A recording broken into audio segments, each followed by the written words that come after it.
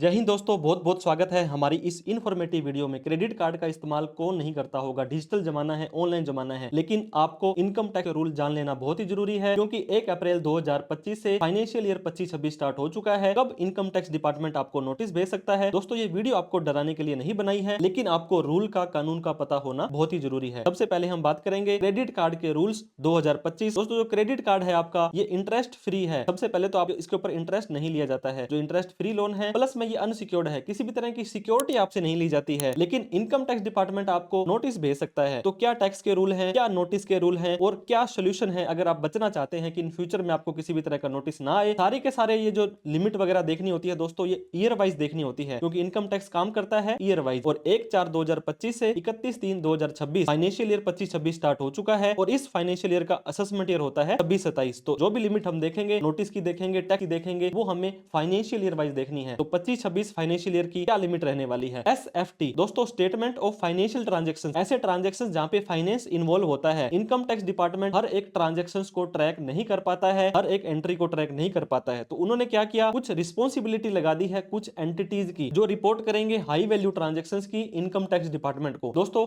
11 से ज्यादा ऐसी हाई वैल्यू ट्रांजैक्शंस होती है जिसकी सूचना इनकम टैक्स डिपार्टमेंट को जाती है। हालांकि एआईएस, टीआईएस में इससे भी ज्यादा सूचनाएं जाती हैं, लेकिन आप इनकम टैक्स के अंदर कौन कौन सी ऐसी बड़ी रिपोर्टेबल ट्रांजैक्शंस होती हैं, उसको आप एक बार जरूर देखें। उसके ऊपर हमने डिटेल में वीडियो बना रखी है। बैंक और क्रेडिट कार्ड कंपनियां। क्रेडिट कार्ड कौन जारी करता है, या तो बैंक जारी करेगा। बैंक के अलावा भी बहुत सारी क्रेडिट कार्ड की कंपनियां होती हैं, वो फाइनेंशियल रिपोर्टिंग एंटिटी है, और उनकी जिम्मेदारी लगा दी है कि आप इनकम टैक्स डिपार्टमेंट को सूचना देने वाले हैं। क्रेडिट कार्ड क्या रहता है दोस्तों, you can buy now and पे लेटर। आपने सुना होगा उधार। उधार एक क्रेडिट कार्ड आपको यूज करने के लिए देता है, जिसके अंदर आप आज किसी चीज को खरीद सकते हैं और उसकी जो पेमेंट करनी है वो आप लेटर बाद में कर सकते हैं। तो आपकी अच्छी इनकम है, अगर आपका अच्छा क्रेडिट स्कोर है, जिसे कि सिबिल भी बोलते हैं, अगर आपका सिबिल स्कोर अच्छा है, आपकी इनकम अच्छी है, तो एक अच्छा क्रेडिट कार्ड आपको मिल सकता है। लोग तो 2-2, 5-5, 10-10 क्रेडिट कार्ड यूज करते हैं। आपको दोस्तों बहुत सारा बोनस मिलेगा, रिवॉर्ड्स पॉइंट मिलेंगे, कूपन मिलेंगे। कल परसों हम गए थे, तो आप अगर एयरपोर्ट में जाते हैं तो एयरपोर्ट में लॉन्ज फैसिलिटी, वहां पे 1 या 2 रुपए में आपको अच्छा अच्छा खाना, रुकने की व्यवस्था मिलती है,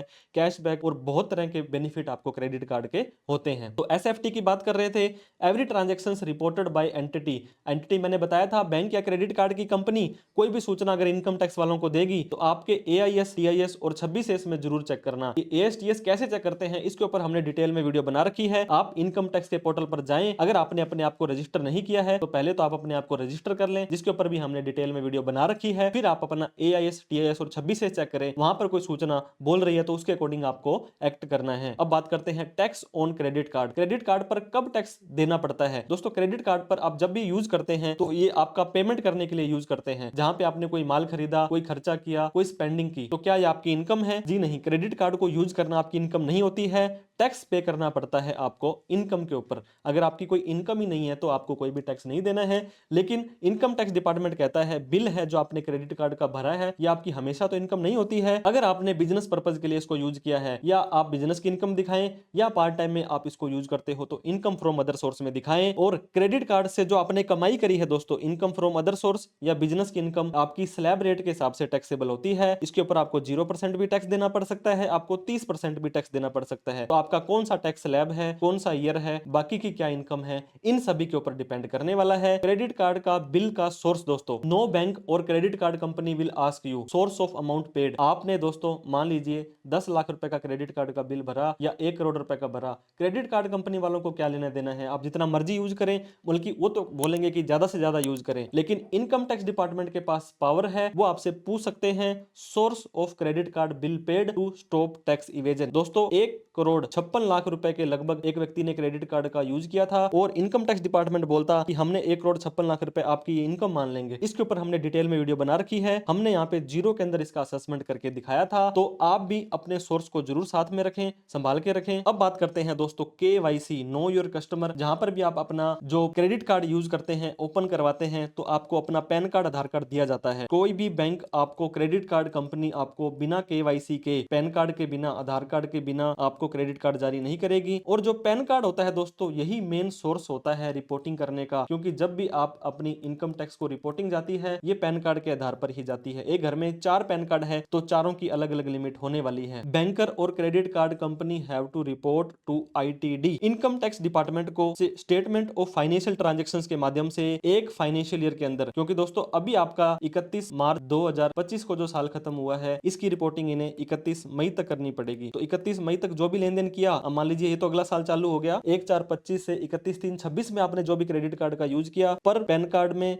और पर क्रेडिट कार्ड में, तो इसकी सूचना इनकम टैक्स डिपार्टमेंट को चले जाने वाली है। अब कितना बिल पेड करेंगे तो वो सूचना ऊपर जाएगी। दोस्तों क्रेडिट कार्ड का बिल अगर आपने पेड किया है 10 लाख रुपए या उससे ज्यादा का थ्रू अकाउंट, ऑनलाइन, यूपीआई किसी भी माध्यम से, या 1 लाख से ज्यादा आपने पे किया है थ्रू कैश के पर क्रेडिट कार्ड, एक क्रेडिट कार्ड का दोस्तों ये मैं बताने वाला हूं, एक क्रेडिट कार्ड का बिल अगर आप इतना यूज करते हो, क्रेडिट कार्ड अलग अलग बैंकों में अगर आप यूज करते हो, एक बैंकर या क्रेडिट कार्ड कंपनी को नहीं पता कि आप दूसरे क्रेडिट कार्ड में कितना यूज कर पाते हो, कितना यूज आपने कर दिया है, तो अदर बैंक के क्रेडिट कार्ड हैं उनका पता एक बैंक वालों को नहीं लगता है। But pan card in link all credit card, दोस्तों आपने अगर 10 क्रेडिट कार्ड भी यूज किए हैं, इन सभी क्रेडिट कार्ड में आपका पैन नंबर लगा होता है। तो आपको ऐसा नहीं है कि 100% नोटिस आएगा ही आएगा, लेकिन जो भी ये रिपोर्ट देखी जाती है ये पर कार्ड देखी जाती है। अब एग्जांपल के तौर पर एसबीआई में आपने 9 लाख रुपए का क्रेडिट कार्ड का बिल भरा, एचडीएफसी में आपने 9 लाख का बिल भरा, पीएनबी में 9 लाख का बिल भरा, तो टोटल आपने 27 लाख रुपए के क्रेडिट कार्ड का बिल भर दिया, जो कि 10 लाख रुपए से ज्यादा है। लेकिन क्रेडिट कार्ड की जो बिल की सूचना देती है वो हर एक क्रेडिट कार्ड कंपनी या बैंक अलग अलग देते हैं। तो इन तीनों ही केस में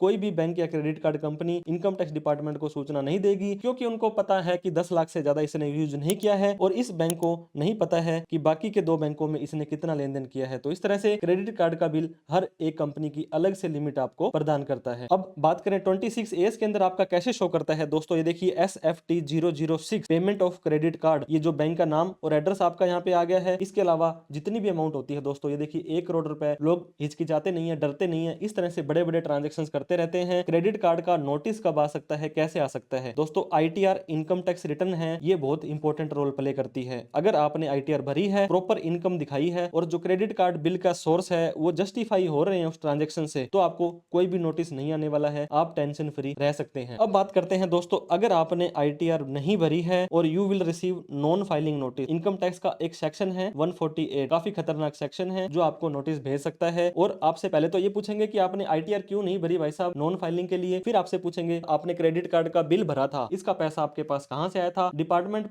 मानता है कि आपका खुद का पैसा था, जो भी आपने क्रेडिट कार्ड का बिल भरा ये आपकी खुद की इनकम थी, तो आपको यहाँ पे नोटिस भेजने के बाद आपसे पूछा जा सकता है। तो नोटिस कब तक आ सकता है, कैसे आ सकता है दोस्तों, 4 साल खत्म होने तक आ सकता है। अब मान लीजिए 31/3/2025 जो आपका साल अभी खत्म हुआ है, इसका नोटिस 31/3/2029 तक आ सकता है, अगर क्रेडिट कार्ड का बिल 50 लाख रुपए या उससे कम का आपने भरा था। अगर 50 लाख रुपए से ज्यादा है तो 6 साल फाइनेंशियल ईयर खत्म होने तक आपको ये नोटिस भेजा जा सकता है। ये नोटिस कैसे आता है दोस्तों, इनकम टैक्स के पोर्टल पर आप रजिस्टर हो तो आपको टेक्स्ट मैसेज आएगा, आपको ईमेल आएगी और आपके पोर्टल पर नोटिस आएगा, और लास्ट के अंदर जब आप इसका कोई रिप्लाई नहीं देते हैं तो आपको हार्ड कॉपी के माध्यम से भी एक नोटिस आता है। तो इसके ऊपर 148 का नोटिस कब कैसे आता है, कब कब क्या टाइमलाइन रहती है, डिटेल में हमने वीडियो बना रखी है, उसको भी आप जरूर चेक कर सकते हैं। तो नोटिस दोस्तों आपका या तो 4 साल या 6 साल तक आ सकता है। अब बात करते हैं credit card, if justified about all the transactions no concealment of tax. हमने आपको बताया 1,56,00,000 रुपए का एक व्यक्ति ने क्रेडिट कार्ड का बिल भरा, इनकम टैक्स वाले कहते हैं ये सारा का सारा हम आपकी इनकम मानेंगे, लेकिन हमने उसको जस्टिफाई कर दिया कि हमने कोई भी टैक्स की चोरी नहीं करी है, हमने प्रॉपर बुक्स ऑफ अकाउंट बनाए हैं कि ये क्रेडिट कार्ड का बिल हमने कहां से भरा है, हमारी खुद की इनकम नहीं है, हमने हमारी ITR भरी है, अगर ऑडिट की लिमिट क्रॉस होती है तो ऑडिट हमने करवाई है,